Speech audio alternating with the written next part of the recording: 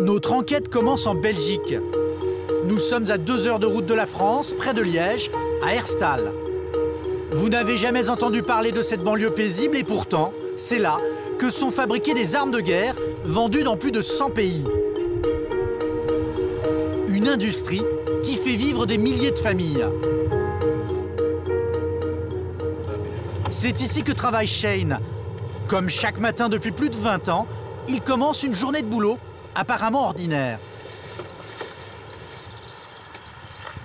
Commercial chevronné, il doit préparer ce jour-là une démonstration pour d'importants clients. Une occasion idéale pour affranchir Grégoire, nouvelle recrue de l'équipe marketing. Merci. Je t'avais dit, on prépare une démonstration. Shane va lui apprendre les ficelles d'un métier où les produits que l'on vend ne sont pas tout à fait comme les autres. Mitrailleuse, fusil d'assaut du dernier cri, un secteur qui embauche Grégoire le nouveau, bossé il y a quelques mois à peine dans une toute autre branche. Vous faisiez quoi avant? J'étais dans les télécoms. Comme quoi. On est loin des mitrailleuses. On est loin des mitrailleuses, c'est sûr. Mais bon, ça reste du marketing, c'est-à-dire essayer de déterminer quels sont les besoins optimaux des clients et de répondre à ces besoins. Sauf qu'une arme, ça ne se vend pas tout à fait comme un téléphone portable ou une machine à laver. Les clients ne courent pas les rues, ce sont des généraux ou de hauts responsables politiques. Avec ce type de client, il faut éviter les discussions trop philosophiques et théoriques et rester bien sur la pratique. Début des hostilités avec une arme best-seller, écoulée à des millions d'exemplaires, la 12-7. C'est la mitrailleuse la plus redoutée aujourd'hui sur les champs de bataille.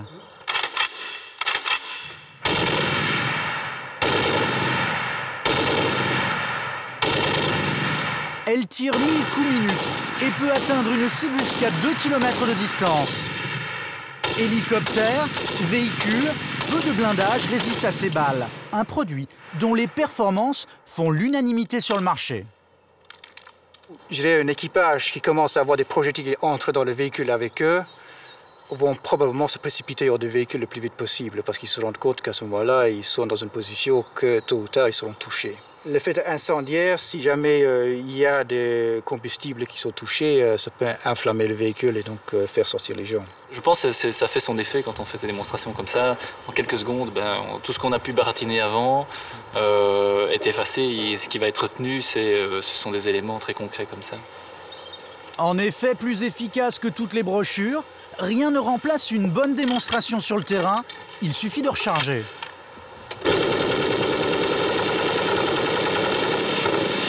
Là, c'est ce qu'on appelle dans le jargon le mur de feu.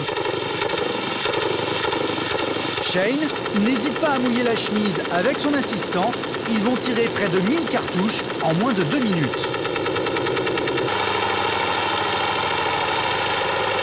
Mieux vaut ne pas être en face. Pour l'utilisateur, en revanche, on nous l'assure, c'est tout confort.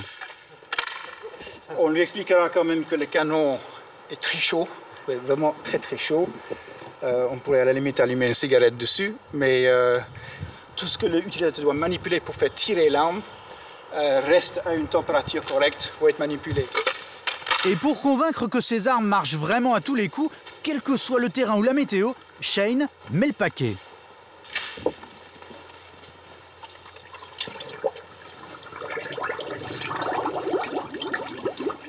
Vous êtes sûr qu'elle va marcher? Jusque-là, ça va. Donc, rien n'est jamais gagné d'avance. La protection oreille. Les initiés le savent, l'eau est le pire ennemi des armes automatiques. Normalement, à son contact, elles s'enrayent. Parfois même, elles explosent. Et là...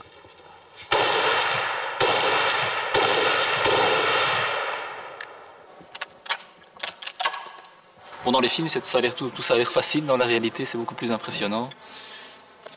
Un marché très disputé, FN Herstal en Belgique, Colt aux États-Unis, Kalachnikov dans les pays de l'Est. Comptez 13 000 € pour une grosse mitrailleuse, entre 1 000 et 2 000 € pour un fusil d'assaut. Des armes qui ne se vendent pas à l'unité, mais par cargaison entière. Une démonstration réussie ne garantit pas la vente, mais une démonstration ratée, ça vous garantit avec une grande certitude que vous n'allez pas l'avoir à la vente. Rater une vente, ça peut vite devenir catastrophique, car l'entreprise fabrique des armes et des munitions dans des quantités phénoménales qui font vivre plus de 3000 familles. Des gens ordinaires qui ne ressemblent vraiment pas à l'image que l'on a des marchands de canons. Et pourtant, leurs munitions et leurs armes vont se retrouver mêlées aux événements sanglants que l'on retrouve aux 20h. Guerre en Irak, bombardement en Afghanistan, lutte contre le terrorisme. Des conflits qui d'un côté provoquent des pertes considérables et de l'autre font vivre des milliers de foyers. Nous allons vous raconter l'étonnante histoire d'une petite fabrique belge qui est devenue un acteur incontournable des champs de bataille de la planète. FNR Stahl, une marque qu'ils gravent fièrement au laser sur leurs produits. Vous allez voir comment de bons pères de famille, comme Giovanni, se retrouvent à fabriquer à la chaîne des mitrailleuses lourdes. Un commerce florissant qui a doublé en moins de 10 ans. Dernièrement, j'ai vu dans un film, j'ai dit, c'est peut-être moi, je dis qui ai monté celle-là. Alors c'est ça que j'ai dit à mes enfants, voilà ce que je mange. Mais son job repose sur les épaules de Nicolas. La mission de ce cadre dynamique, décrocher des contrats aussi juteux que difficiles à négocier. Combien elle coûte cette mitrailleuse? Ça, c'est la question qui tue. Mais ils vont trouver sur leur chemin un personnage longtemps considéré comme un terroriste de premier plan, le colonel Kadhafi. Il veut s'imposer dans toute l'Afrique, au besoin par la force. Alors, tous les marchands d'armes le courtisent, mais il est très contesté. Vous verrez comment les ouvriers d'Herstal vont descendre dans la rue et tout faire pour obtenir le droit de commercer avec Kadhafi.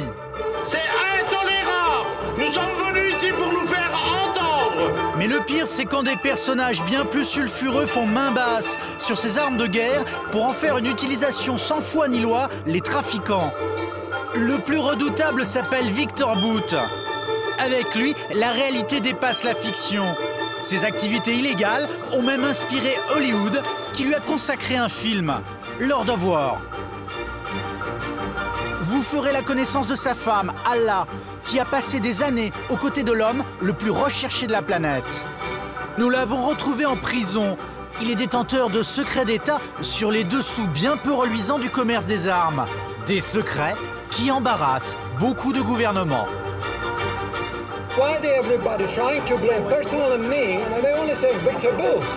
Révélation sur un commerce qui dérange.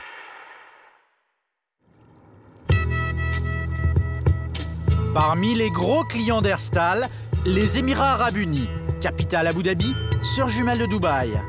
Ici, palaces princiers et hôtels de luxe côtoient les plus grandes mosquées de la région. Bienvenue au pays de l'or noir. C'est grâce au pétrole que cette petite monarchie du Golfe a fait fortune. Mais les Émiratis n'achètent pas que des voitures et des yachts de luxe. Chaque année, ils dépensent des milliards en armes de guerre.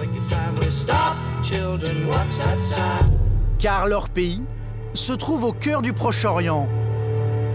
Une poudrière, avec un voisin très menaçant, l'Iran.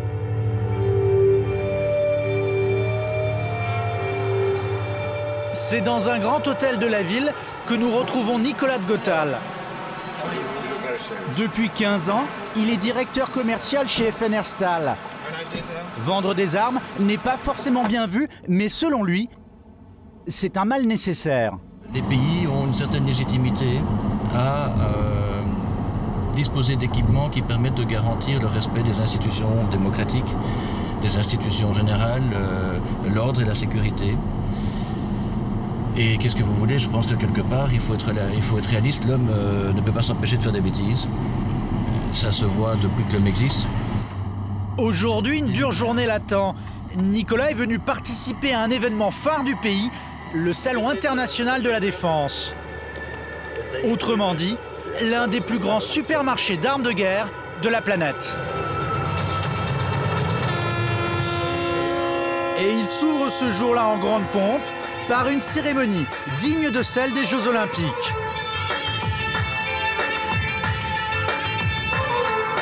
Militaires de haut rang, princes, Ministres, grands industriels, ce qui intéresse au plus haut point ces invités de marque, ce ne sont pas vraiment les danses folkloriques, mais ça. Un défilé spectaculaire d'engins de mort sortis du garage pour une bataille qui sera d'abord commerciale. Devant vous, le char transporteur BMB-3 de fabrication russe. Il est bien protégé contre les conséquences d'une attaque atomique, biologique et chimique. Les clients présents disposent des plus gros budgets d'armement du globe. Alors, dans les stands, les fabricants venus des 5 continents étalent leur savoir-faire, de la haute technologie jusqu'au dernier camouflage à la mode. Combien il coûte votre char? Ça dépend. Vous m'en prenez un ou 2000? Du char au lance-roquettes, comme à la Samaritaine, on trouve vraiment tout ici enfin. Tout ce qui peut servir à un soldat en milieu hostile. Et ici, vous avez une nouvelle technologie très excitante. Cette pompe a été conçue pour produire de l'eau fraîche et potable à partir de n'importe quelle source d'eau contaminée. Et voilà le résultat, et je vais même la boire devant vous. Elle est vraiment propre? Très propre. Vous voulez goûter? Et même pour vendre des armes, les fabricants font appel aux inévitables hôtesses de charme. Vous pouvez customiser ce véhicule en fonction des souhaits de votre commandement. C'est fabriqué en Suisse. Fabriqué en Suisse? Oui, fabrication suisse. Parmi les concurrents d'Herstal, les fabricants français. Mais ils sont extrêmement suspicieux. Vous rentrez, vous montez là, vous filmez. À l'évidence, notre caméra gêne. Il faut dire que le commerce des armes est un sujet qui dérange. Oui, des navires de guerre. Voilà. Et alors? Les navires de guerre. Les industriels français que nous avons contactés ne veulent surtout pas se montrer. À la différence de la Fabrique nationale d'Herstal. Sur son stand, Nicolas est aux petits soins avec des clients de la région. Alors, comment ça se passe avec nos mitrailleuses? Ça va? Oui, oui. Ça marche bien? Oui. Après la mitrailleuse, il aimerait bien leur vendre le dernier fusil d'assaut qu'il a en magasin. Alors, quand est-ce que vous allez nous en acheter des nouvelles? Elles doivent commencer à devenir vieilles. Vous devriez jeter un œil à notre nouveau fusil. Un peu plus loin, Nicolas est abordé par un homme qui prétend lui ouvrir un nouveau marché très prometteur, l'Irak. Ils veulent voir les prix pour pouvoir comparer, parce que bientôt, avec le départ des soldats américains, ils vont certainement avoir besoin d'armes. L'armée irakienne a un filon en or, mais voilà, Nicolas a l'air de se méfier. Sur le marché des armes, pas toujours facile de savoir à qui on a réellement affaire. Quelle est l'organisation qui vous envoie exactement? Eh bien moi je suis irakien. Le problème, c'est que les officiels du ministère de la Défense n'ont pas pu venir en personne. Le commercial reste sur ses gardes. Beaucoup d'opportunistes tentent de jouer les intermédiaires en espérant récupérer des commissions. Vous ne savez pas, dans ce genre d'approche, si la personne qui est en face de vous est totalement représentative du besoin dont il vous informe, est-ce qu'il est complètement crédible, est-ce qu'il est mandaté pour, ou au contraire, est-ce que c'est quelqu'un qui sait qu'il va y avoir un besoin à satisfaire et qui cherche à se positionner par rapport à ce besoin, comme intermédiaire. Qui veut faire l'intermédiaire et voilà, avoir ses petites commissions. Et qui veut éventuellement faire affaire. Sur le marché des armes, il y a aussi ceux à qui il est défendu de vendre. Ces listes de l'ONU et de l'Union européenne répertorient les pays ou les groupes armés sous embargo. Parmi eux les talibans, la Corée du Nord ou le Soudan. Une règle du jeu dont tout le monde ne semble pas s'embarrasser ici, comme au stand des Chinois. Vous savez qu'il y a des enquêteurs des Nations Unies qui accusent la Chine de vendre des armes à des pays comme le Soudan, au Darfour, où il est interdit de vendre des armes. Pourquoi la Chine n'en aurait pas le droit? Parce qu'il y a des embargos de l'ONU. Des embargos de l'ONU? Oui.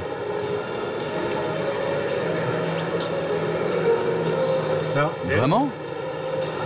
Il n'y en a pas? Moi, il me semble qu'il y en a. Ah bon? Il y en a? Merci. Visiblement, ce fabricant chinois ne s'embarrasse pas outre mesure de la réglementation internationale. La compétition bat son plein et les plus gros concurrents de Nicolas, ce sont les industriels étrangers qui réussissent à convaincre des hommes d'État de venir les aider à vendre leurs produits. Et pour la France, c'est carrément le ministre de la Défense, Hervé Morin, qui a fait le déplacement. Il est venu jouer les VRP de l'industrie tricolore. Ne croyez pas un seul instant que ce que fait le gouvernement français, le gouvernement américain ou le gouvernement britannique ne le fait pas. Voilà. Tout le monde joue le même jeu dans cette affaire. Car peu de Français le savent, mais notre pays figure en 4e position, derrière les Américains, les Russes et les Anglais, sur le marché de l'armement. Alors au pavillon français, le ministre vient relever les compteurs. Elle se vend bien, ça. Elle se vend bien, elle se vend. Non, c'est une excellente torpille. Enfin, c'est dur pour tout le monde. Ah bah oui. On va aller voir CMN. Les commandes de l'armée française sont très loin de suffire pour donner du boulot aux 300 000 employés de l'industrie de la défense tricolore. Alors, il faut vendre à l'étranger. Et pour ça, le ministre se dit prêt à tout. Vraiment les soutenir. On a Zodiac ici, on a converti. S'il me faut faire un aller-retour en 24 heures à l'autre bout du monde pour défendre un programme ou un produit français, je le fais. Si le ministre a fait ce jour-là le déplacement, c'est pour une raison bien précise, qui s'appelle le Rafale. Les Émirats arabes unis envisagent d'acheter 60 exemplaires de l'avion de combat français. Un contrat colossal estimé entre 6 et 8 milliards d'euros. Mais quand le ministre fait l'article, ce n'est pas gagné. Son anglais est un petit peu approximatif. Bon, I hope that you can fly with this plane in some years. I hope for you. Qui vous allez voir là? Le prince héritier. C'est un rendez-vous important? C'est celui qui gère au quotidien le pays. Un tête-à-tête avec le prince héritier Cheikh Mohammed bin Zayed, qui est aussi le vice-commandant suprême des forces armées. Et une bonne demi-heure plus tard, quand le ministre ressort, difficile d'en savoir plus. Le Rafale, vous êtes bien avancé? Écoutez, ça c'est des choses dont on parle pas, voilà. Alors on va où? Aux dernières nouvelles, le Rafale n'a toujours pas été vendu. Les Émirats ont beau être riches comme Crésus, ils trouveraient l'addition encore un peu trop salée. Nicolas le Belge, lui, n'a pas ce genre de problème. Son créneau est dopé par les combats de guérilla en Irak et en Afghanistan. Chaque année, son chiffre d'affaires augmente en moyenne de 10%. Une prospérité insolente qui profite à toute une région, à des milliers de kilomètres de là.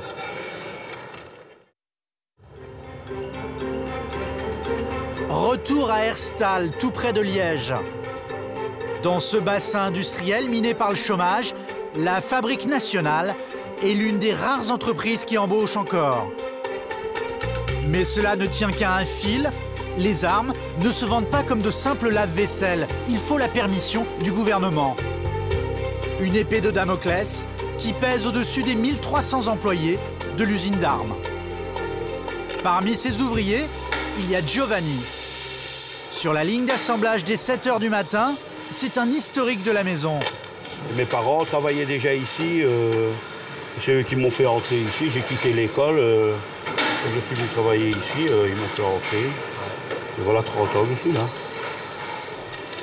La spécialité de Giovanni, la mitrailleuse 12-7. Il la monte à la main, pièce par pièce, du travail d'orfèvre. Ils ne sont que 2 ouvriers à assembler ce produit phare de l'entreprise. Alors, pas le droit à l'erreur. Vous devez être précis dans votre boulot, c'est important?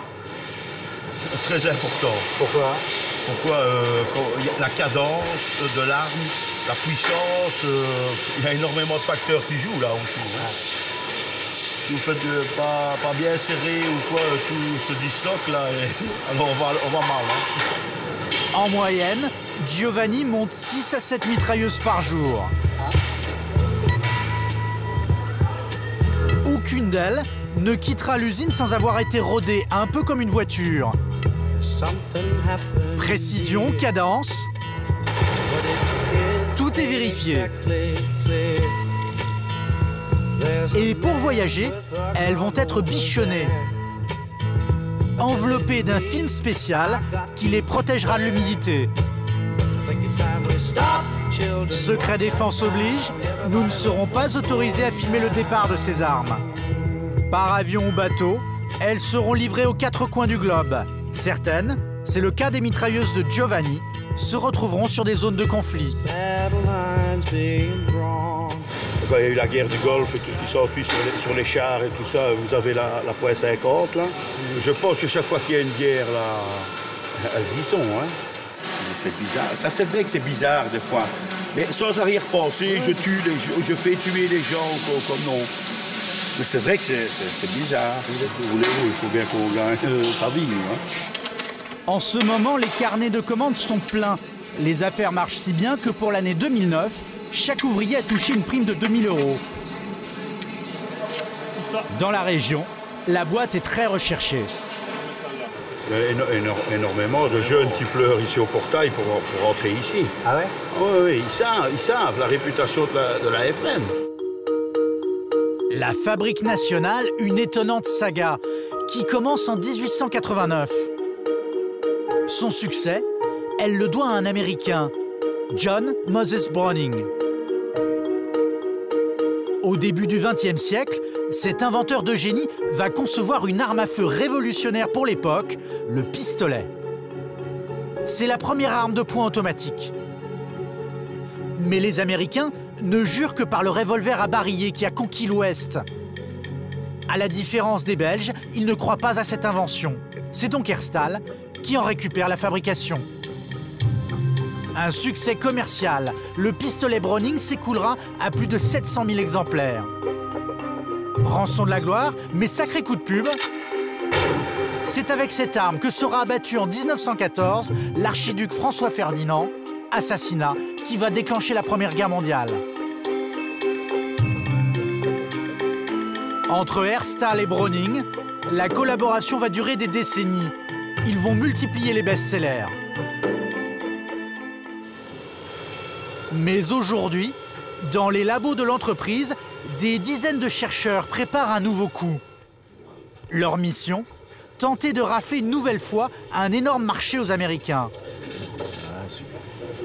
Avec ce fusil d'assaut ultra high-tech, ils espèrent renverser le monopole du M16. Le M16, l'arme mythique qui équipe depuis le Vietnam les soldats américains, la plus grande armée du monde.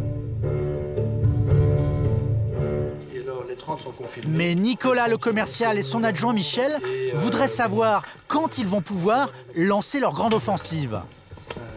Et ils viennent enfin de l'apprendre, l'occasion est unique. Les Américains envisagent de mettre à la retraite leur fameux M16. Plus d'1 million de fusils à remplacer, un marché faramineux. Salut Marc, c'est Michel. À l'autre bout du fil, une des équipes de Nicolas basée à Washington, c'est là que se prennent toutes les décisions d'achat militaire aux États-Unis. Tu sais s'il y a du nouveau à propos du programme de remplacement du M16? Il y a vraiment une très forte probabilité pour que l'armée change de fusil d'assaut. Elle devrait lancer son remplacement au plus tard fin 2009. Ça se présente plutôt bien, mais le problème c'est que maintenant, il va falloir convaincre à Washington les politiques. Car c'est le Congrès américain qui tient les cordons de la bourse. Lui seul peut décider de financer le remplacement du M16 par un nouveau fusil, a fortiori étranger. Pour faire pencher la balance en leur faveur, les Belges ont déjà sur place une équipe de lobbyistes. Donc sur la partie M16, on est clair, hein. Ils ont tout leur team qui va s'appuyer principalement sur l'équipe de FNMA et donc basée à Columbia. Un travail de fourmi, mais le jeu en vaut la chandelle. Celui qui remporte le remplacement du MC, c'est le contrat du demi-siècle. Un programme pareil, c'est $1 milliard. Hein? Oui, minimum. Minimum. Hein? Dites-moi, la compétition va être rude là, pour décrocher ce contrat? Oui, elle sera totale. Mais en attendant de rafler le contrat du demi-siècle, Nicolas va être confronté à une grave crise qui va mettre en péril l'avenir de l'entreprise. Quelques semaines plus tard, l'inquiétude est à son comble. Dans les magasins de l'usine où sont stockées les armes, une importante cargaison est en rade.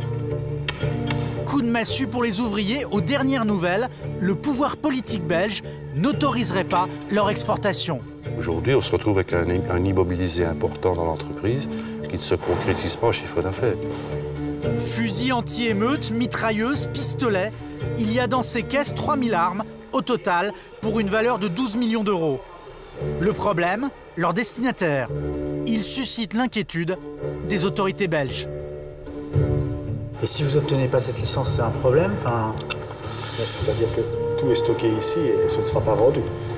C'est pas évident, hein. Oui, mais on ne fabrique pas des bicyclettes. Le pays acheteur, dont les ouvriers ne prononcent pas le nom, n'est pas un client tout à fait comme les autres. Il s'agit de la Libye. Un État dirigé par le sulfureux colonel Kadhafi. Figure du terrorisme international dans les années 80, le dictateur parrainait alors près d'une trentaine de mouvances terroristes. À son actif, les attentats de Lockerbie et ceux du vol français DC-10 d'UTA, bilan 170 morts. Sauf qu'aujourd'hui, l'ancienne bête noire des Occidentaux est en odeur de sainteté et il est très courtisé, aussi bien par les politiques que les journalistes. En jouant le jeu des Américains, Kadhafi se rachète une place sur la scène internationale. Parce qu'il a accepté d'indemniser les victimes du DC-10 d'UTA, Mouammar Kadhafi serait donc pardonné. Les sanctions de l'ONU qui interdisaient tout commerce avec son pays ont été levées en 2004. Une aubaine pour les marchands d'armes. Après 20 ans d'embargo, l'armée libyenne a sérieusement besoin de se rééquiper. La France est en première ligne. En 2008, elle décroche un contrat de 168 millions d'euros pour la fourniture de missiles anti-chars Milan, avec la bénédiction et le soutien du chef de l'État. Les Libyens vont dépenser quelques centaines de millions d'euros pour faire marcher les usines en France. Je devrais m'en excuser? Qu'est-ce qu'on me reproche? De trouver des contrats? Aujourd'hui, tout le monde vend des armes au colonel Kadhafi, mais en Belgique, apparemment ça coince. Résultat, Nicolas, le directeur commercial, Giovanni, le monteur de mitrailleuses, et tous les ouvriers de l'usine sont suspendus à la décision des autorités belges. Le sort des 3000 armes destinées à la Libye est en train de se jouer à Bruxelles. Et tout va dépendre d'un homme. Nous sommes au ministère des Affaires étrangères de la Wallonie, région dont dépend légalement la FN Herstal. Redouté par les industriels de l'armement, Philippe Suinen préside la commission qui examine et rend un avis sur toute exportation d'armes dans la région. Pour lui, ce qui compte, ce n'est pas le portefeuille, mais la morale. Il se peut qu'on perde parfois des marchés, mais qu'est-ce qui est le mieux? Est-ce qu'il ne faut pas mieux, je dirais, être un pays qui respecte l'ordre international et qui est préoccupé de certaines valeurs, plutôt qu'être un pays dont chacun va se méfier parce qu'il autorise à tout vent n'importe quelle exportation d'armes? Il n'y a pas photo non plus pour moi. Pour les ouvriers de la fabrique nationale, l'affaire est loin d'être gagnée. Philippe Suinen n'est pas prêt de délivrer le Sésame, le End User Certificate, le document qui certifie que les armes iront dans le pays acheteur et pas ailleurs. La Belgique se demande si les armes destinées au colonel Kadhafi ne seront pas revendues à des pays sous embargo ou à des bandes irrégulières.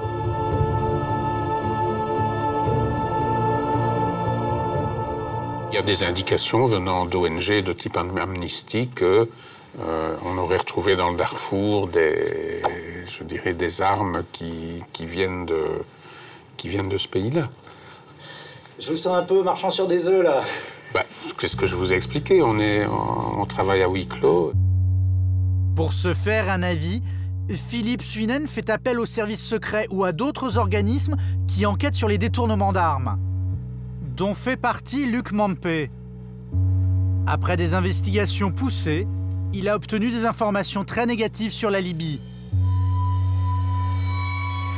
Ce dossier d'instruction de la justice italienne révèle que les Libyens ont tenté d'acheter des quantités astronomiques de Kalachnikov chinoises à destination de rébellions. Le gendre du colonel Kadhafi serait lui-même impliqué. Selon le procureur italien de Pérouse, ces armes n'étaient évidemment pas destinées à être conservées en Libye, qui, rappelons-le, est un petit pays de 3 millions d'habitants, des forces armées d'environ 80 000 hommes, et donc il n'a certainement pas besoin de 500 000 fusils d'assaut en excédant de tous ceux qu'il possède déjà.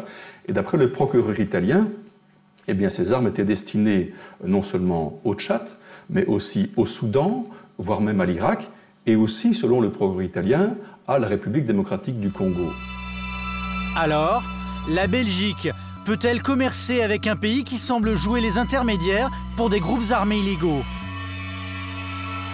La hantise des autorités, c'est de voir leurs entreprises et leurs pays associés à des massacres.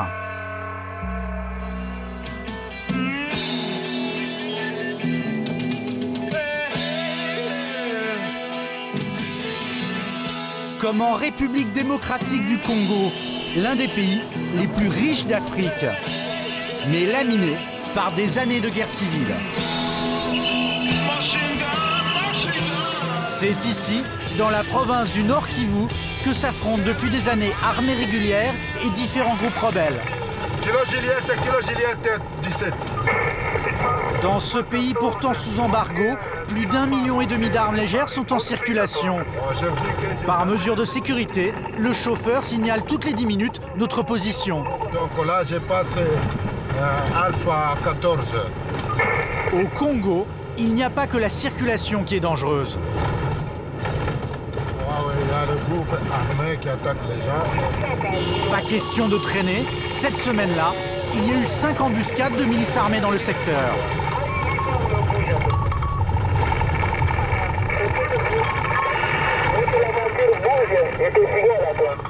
Nous arrivons enfin à l'hôpital de la ville de Rutshuru, l'un des rares lieux sanctuarisés où les armes sont proscrites. Ok, bien arrivé à l'hôpital.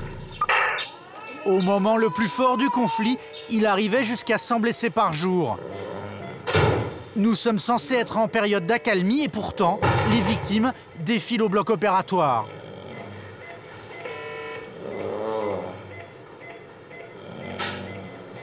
Cet homme s'est fait tirer dessus il y a quelques heures. La balle lui a transpercé le pied.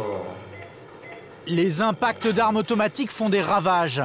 C'est ce que les médecins vont nous montrer. Sur les 30 derniers arrivants, 29 ont reçu une ou plusieurs balles dans le corps. Ce jeune homme a croisé il y a quelques jours la route de miliciens. Il voulait son téléphone portable. Avant même qu'il n'obéisse, on lui a tiré dessus. Ils avaient quoi comme arme? Kalachnikov. C'était des Kalachnikov? Oui. La balle est rentrée par ici et ressortie par là. Au passage, le projectile a touché la colonne vertébrale et le système nerveux. Résultat, le jeune homme a perdu le contrôle d'une partie de son corps. Il dit qu'il ne sent pas la jambe gauche. Elle ne contrôle plus les urines, ne contrôle plus les matières, l'élimination des matières fécales. Donc ça peut aller à l'extrême. Des dégâts difficiles à réparer, bien souvent, rien ne peut être fait. Il y a un autre que je voulais te montrer. Cet autre homme, un paysan. Il s'est retrouvé pris entre deux feux lors d'un affrontement entre militaires. Alors qu'il tentait de fuir, il a été fauché par une rafale. Je n'ai pas vu l'arme qui m'a tiré dessus, mais on m'a dit que c'était une mitrailleuse. J'ai eu une balle là, là, une autre là, et là, il devait y en avoir beaucoup parce que ça a arraché tous les muscles. Muscles, os du tibia, 40 cm de la jambe ont été littéralement pulvérisés. Les médecins n'ont eu d'autre choix que d'amputer. Pratiquement tout est parti. C'est énorme comme lésion, comme dégâts que ça fait. Même dans les milieux plus spécialisés pour faire des greffes, c'est impossible. Si on voit que ce n'est pas des armes, on dit petites armes, non, hein, c'est des armes de guerre, ça. Séquelles à vie, amputation de jambes ou de bras. Pour ceux qui sont la cible d'une arme automatique, c'est un peu comme à la loterie, sauf que là, on est perdant à tous les coups. Ce jeune homme de 20 ans, plongé dans le coma, a reçu une balle en pleine tête. Nul ne sait s'il se réveillera un jour et si oui, dans quel état. Au Congo, les armes de guerre ont fait des centaines de milliers de morts, pour la plupart des civils. À plus de 6000 km de là, en Belgique, les armes, c'est d'abord des emplois. Les 3000 fusils et mitrailleuses de la fabrique nationale destinés à la Libye sont toujours bloqués dans les entrepôts de l'usine. Un mois que ça dure. Le gouvernement tarde à se prononcer sur un dossier explosif qui vire au bras de fer social. Ce jour-là, dans l'usine, mobilisation générale. 1000 ouvriers en colère s'apprêtent à manifester. C'est aujourd'hui leur gagne-pain qui est en jeu. Faute de feu vert de leur gouvernement, ils perdent une commande de 12 millions d'euros à laquelle s'ajoutent 100 millions d'euros d'autres contrats qu'ils étaient sur le point de conclure avec la Libye. Il faut qu'ils signent cette licence pour donner du travail au moins pendant 5 ans. Puis je ne suis pas la seule, il y a 250 jeunes qui sont en CDD ici et ils risquent autant que moi. Les jeunes, mais aussi les anciens comme Giovanni, sont très inquiets. Pas de licence, pas d'armes, pas de travail. Sous bonne escorte, direction Namur, cœur politique de la région wallonne. C'est intolérable! Nous sommes venus ici pour nous faire entendre! Sous le regard étonné des habitants de la ville, démonstration de force. Au milieu des ouvriers, nous retrouvons Shane, rappelez-vous, le démonstrateur d'armes. Il manifeste, mais au fond de lui-même, il est partagé. Est-ce qu'il y a des ONG qui disent qu'en gros, il y a des risques que ces armes se retrouvent entre de mauvaises mains, en gros. Vous en pensez quoi, vous? Je dirais que ce risque n'est jamais nul. Il faut le mesurer. Ouais. Si effectivement il y a un risque important, c'est clair que même le personnel ici ne demanderait pas qu'on fournisse. Les leaders syndicaux sont beaucoup plus remontés, parmi eux, Antonio. On le savait bien, hein, je le savais bien. Hein. Qu'est-ce qui se passe si vous n'avez pas ce contrat? Ça va être quoi? D'autres pays qui vont les avoir, qui vont avoir le... C'est indéniable, il ne faut pas rêver. Les autres pays qui sont l'Angleterre, l'Allemagne, la France, par exemple. Pensez-vous qu'ils vont se dire, mais attendez, les petits Belges n'ont pas voulu nous donner la licence, ben nous on ne va pas le faire, on va les soutenir. C'est d'une utopie invraisemblable. Alors devant le siège du gouvernement, les syndicalistes font monter la pression. Encore la foule! Ouais! Et ça marche. Ils obtiennent une rencontre avec le chef du gouvernement. Pour Antonio, pas question de repartir bredouille. On attend une réponse plus que concrète. Il doit absolument signer aujourd'hui. L'heure est aux ultimatums. Les syndicalistes pensent avoir un atout majeur, la proximité des élections législatives. Il faut qu'ils comprennent qu'à la veille des élections qui vont se passer dimanche dans ce pays, il y a des réalités économiques que les travailleurs ne peuvent pas accepter. Le pari des syndicats, c'est que les politiques n'oseront pas prendre le risque de se mettre à dos des travailleurs qui sont aussi des électeurs. Cet homme, c'est Rudy Demotte, le chef du gouvernement. Lui seul peut autoriser l'exportation des armes. La réunion s'annonce musclée. Nous avons pu prendre connaissance de certains propos tenus. Voici leur retranscription. Le problème ici, c'est que si on n'obtient pas la commande libyenne, c'est 400 emplois en moins sur 5 ans. Mais le chef du gouvernement ne va pas céder à la pression. Nous ne voulons pas prendre de décisions dictées par l'émotion ou des caricatures. Le gouvernement refuse de donner le sentiment de brader l'éthique au profit d'intérêts mercantiles. L'effet médiatique serait dévastateur. Vous imaginez un seul instant que le chaland aura une image positive de notre pays en voyant demain dans la presse que l'on vend des armes à Kadhafi? Chacun peut convenir que ce n'est pas la personne que l'on inviterait au mariage de sa fille. Le débat est aujourd'hui irrationnel. On décidera après les élections. Ce jour-là, Giovanni et ses collègues vont rentrer dans leur famille déçus et surtout inquiets.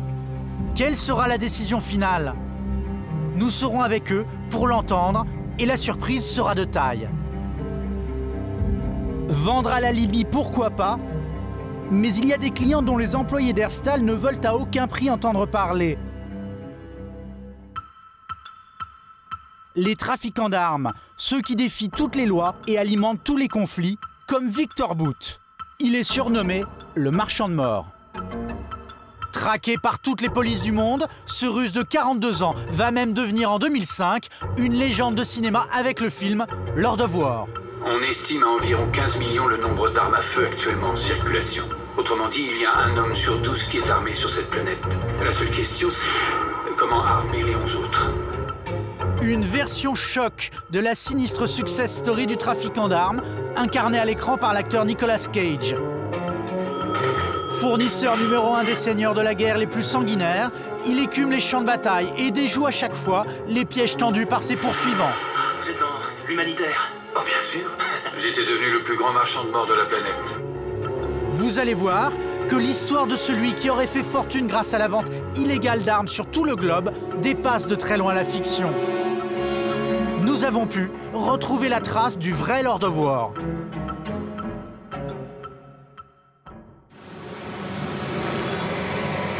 Nous sommes à Bangkok, en Thaïlande. Après des semaines de négociations, nous avons pu établir le contact avec lui. C'est cette femme qui va nous mener à Victor Bout. Elle est russe, se prénomme Allah, c'est son épouse.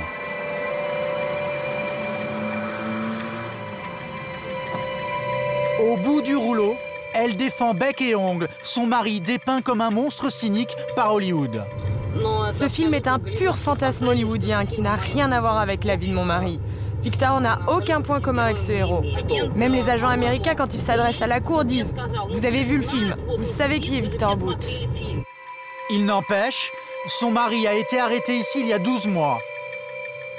Bout était venu en Thaïlande pour négocier la vente de 800 missiles solaires avec des représentants d'une organisation terroriste colombienne. Le Russe va en fait tomber dans un piège tendu par les services américains, 6 mois qu'ils le pistaient.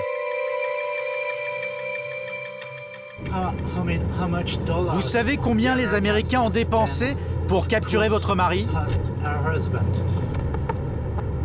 10 à 12 millions de dollars, peut-être même plus. Ça veut dire qu'ils voulaient vraiment l'attraper. Direction le tribunal de Bangkok. C'est là que nous allons retrouver l'homme suspecté d'être le plus important trafiquant d'armes de la planète.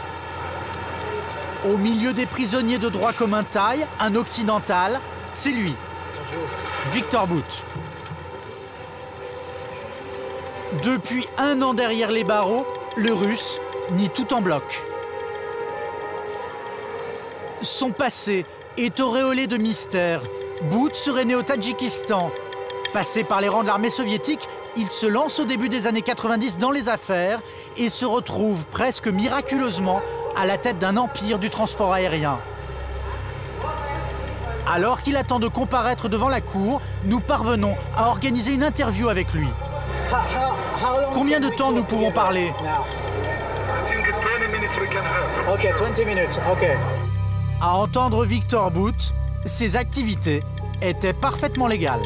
So starting from fresh fruits, frozen chicken, flowers, consumers, electronics, textile, whatever. And that was on certain period quite successful business. I didn't do something special. I never hide myself. I conducted my business legally. I always have my company openly and publicly trading to the public. Celui qui se décrit comme un honnête businessman faisait en réalité l'objet d'un mandat d'arrêt international d'Interpol. Sur liste noire de l'ONU, il ne pouvait voyager sans l'aide de faux passeports. is evidence of my wrongdoing. Send the evidence, date, time, country, place. It's like, you know, disinformation during the World War II. Des preuves, il y en a. Pendant toute sa carrière, le marchand de mort présumé a été poursuivi sans relâche par un enquêteur des Nations Unies. Il s'appelle Johan Pellman. Nous l'avons retrouvé au Congo. Tombeur de Victor Bout, il a passé près de 10 ans à traquer le Russe aux 4 coins de la planète. L'enquêteur découvre le réseau tentaculaire du Russe dès 1995, alors qu'il enquête sur la violation d'embargo sur les armes en Afrique. Dès qu'on applique un embargo sur un pays, ou dès qu'il y a une guerre civile, il y a une nouvelle espèce de commerce qui s'établit. C'est le commerce du marché noir, où les profits sont beaucoup plus grands. Quand on interviewait des rebelles, des pilotes sur des aéroports, des casques bleus dans plusieurs pays qui étaient en conflit, en guerre civile, le nom de Bout circulait partout. Libéria, Angola, au Rwanda, à l'est du Congo. Avec l'enquêteur des Nations Unies, nous reprenons le fil de ces investigations. Nous sommes à Goma, ex-foyer de la guerre civile congolaise et terrain de prospection commerciale de Victor Bout. Sans idéologie précise, sinon celle du portefeuille, le Russe ne se serait pas privé de fournir les factions rivales du conflit. Dans ces conteneurs de l'ONU, des centaines d'armes saisies aux milices rebelles, clientèle favorite de Victor Bout. Il s'agit principalement de Kalachnikov, fabriqués dans les anciens pays du bloc de l'Est. Robuste, pas cher, le nec plus ultra sur le marché de la mort à prix cassé. On peut acheter des armes d'occasion comme ça, entre 50 et 100 dollars ici au Congo ou dans d'autres zones instables en Afrique. Ce qui veut dire que pour 5 000 dollars, on peut se créer une petite rébellion de 100 personnes. C'est ces types d'armes qui ont été livrées en grande quantité par Victor Bout et ses avions. Il y avait des livraisons dans les 48 heures ou dans les 24 heures. Des armes servies sur un plateau à Victor Bout après la chute de l'Empire soviétique, comme le raconte le film Lord of War. Les arsenaux militaires des anciens pays de l'Est se retrouvent à l'abandon. C'est là que le trafiquant russe se serait fourni.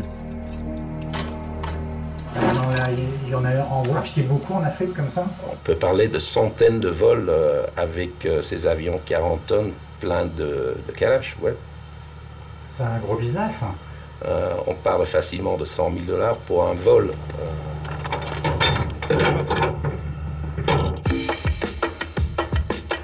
Victor Bout avait un atout précieux pour faire son business, une armada de 60 Antonov. Des avions cargo achetés à l'armée russe qui lui auraient permis de livrer n'importe où, n'importe quoi. Fusils d'assaut, lance-roquettes, tanks et même des hélicoptères de combat. Entre l'enquêteur des Nations Unies et Victor Bout, la partie va être serrée. Insaisissable, Victor Bout se cache derrière une multitude d'hommes de paille et de sociétés écrans qui l'ouvrent et ferment au gré de ses opérations illicites. À Goma, nous avons pu rencontrer l'un des hommes de main du réseau Bout. De 1997 à 2004, il était responsable de chargement illicite d'armes. Pour des raisons de sécurité, son témoignage est anonyme. Est-ce que Victor Bout était ton patron? Il était mon patron. Il transportait des armes. 80% ça venait d'Ukraine. Il y avait deux fois. S'il s'agissait qu'il y a beaucoup de civils à l'aéroport, on prenait les Kalachnikov, on les mettait dans les sacs d'haricots. On chargeait des casiers de la bière et on mélangeait là-dedans des munitions. Un avion par exemple de 7 tonnes. On met 3 tonnes de la bière et 4 tonnes de munitions. C'était beaucoup. Cerveau de ces trafics, Victor Bout se garde bien d'être présent au moment des chargements. Il dirige les opérations à distance. Après avoir versé cet argent à la banque, ils donnent l'ordre. L'avion peut décoller. Mais comment Victor Bout s'y prenait-il pour approvisionner des pays sous embargo? Pour sortir les armes de l'usine, il avait besoin d'un document, le certificat de destination finale, le fameux End-User, refusé à Herstal pour la Libye. Pour cela, il va produire des faux. Exemple avec ce document dont le pays officiellement destinataire est la Guinée, un pays africain qui, lui, est autorisé à acheter des armes. En fait, les fonctionnaires guinéens étaient corrompus, des vrais faux, vendus à prix d'or par Bout.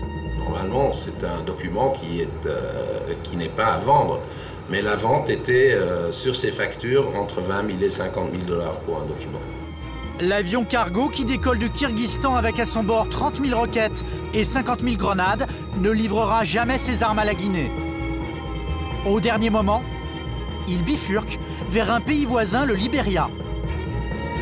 Dominé par un client régulier de Bout, le seigneur de la guerre Charles Taylor.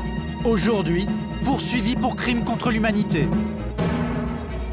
Des centaines de vols, des millions d'armes écoulées. Impossible d'estimer la fortune qu'aurait amassée Victor Bout pendant près de 15 années de trafic. Face à ces preuves, le Russe crie au grand complot international.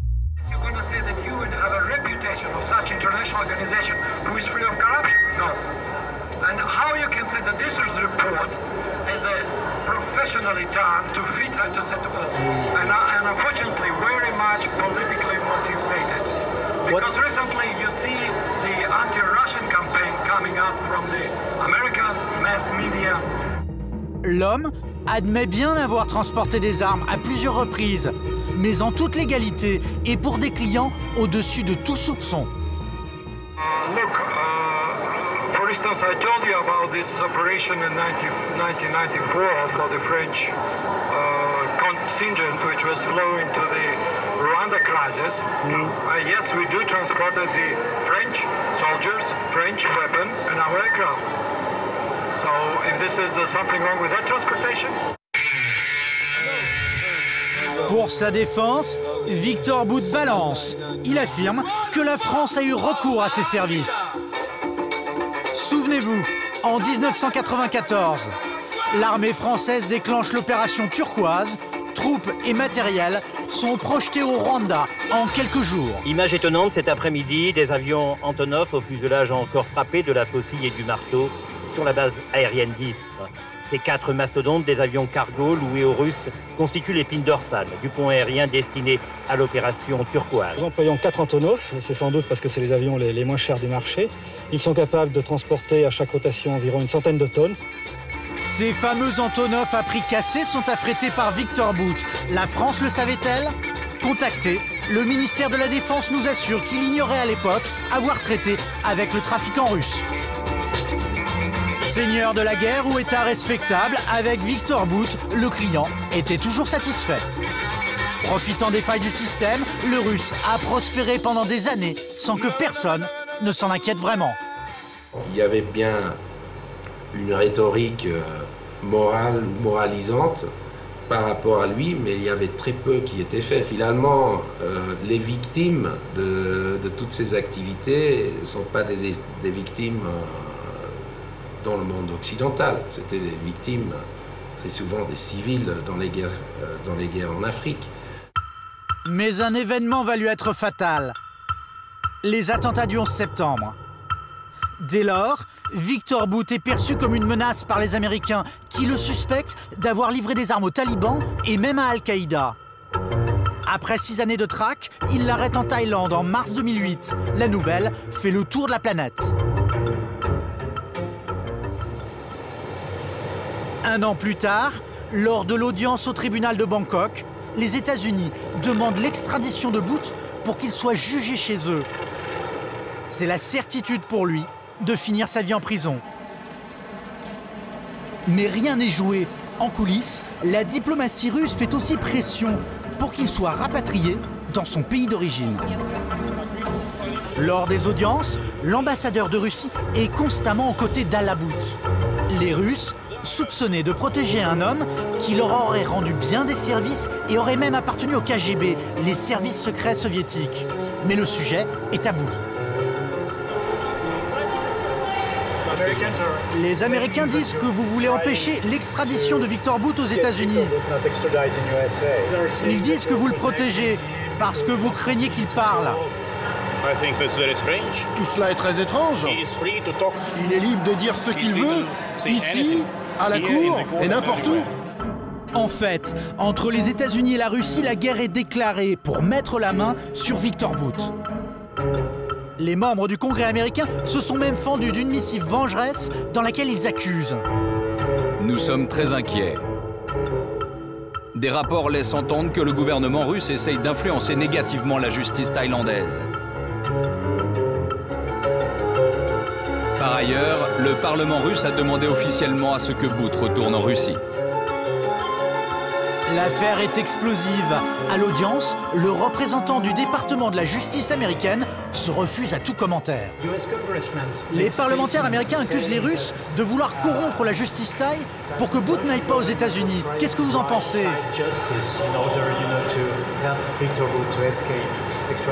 C'est le retour de la guerre froide? Laissez-moi. Excusez-moi, vous pouvez me laisser tranquille? Pression diplomatique des uns, menace de rétorsion économique des autres. Prise entre deux feux, l'indépendance de la Thaïlande et de sa justice sont mises à rude épreuve. Nous attendons de tous les gouvernements qu'ils respectent la souveraineté de la justice thaïlandaise. Un point, c'est tout. Coup de théâtre. Quelques semaines plus tard, la justice thaï va botter en touche et se déclare incompétente pour prononcer l'extradition du Russe aux États-Unis. Un sursis pour Victor Bout. Les Américains ont fait appel de cette décision. Ce n'est plus dans les palaces, mais dans les geôles thaïlandaises que croupit désormais celui qui aurait été l'un des plus gros trafiquants d'armes de la planète. En caméra cachée, nous allons le rencontrer une dernière fois au parloir de la prison centrale de Bangkok. Une question cruciale nous taraudait. Comment se porte la conscience de celui qui est considéré comme un monstre, responsable de centaines de milliers de morts? Comment vous vivez avec ça? Don't give a shit about this. If I'm convinced 100% I don't did wrong, nothing wrong at all, I can easily watch on anybody's eyes, you know, and I can say openly without being shame or whatever. I know nothing did wrong in my life. And if it would be, you know, coming back to this, I will do exactly the same. Retour à Herstal. Aux yeux des employés de la fabrique, ce sont ces trafiquants qui donnent une si mauvaise image du commerce des armes. Mais pour l'instant, sur les lignes d'assemblage, ils poussent tous un ouf de soulagement. Giovanni et ses collègues viennent d'apprendre que le gouvernement autorise la livraison d'armes à la Libye. La Belgique, comme tous ses voisins européens, a choisi de faire confiance au sulfureux colonel Kadhafi.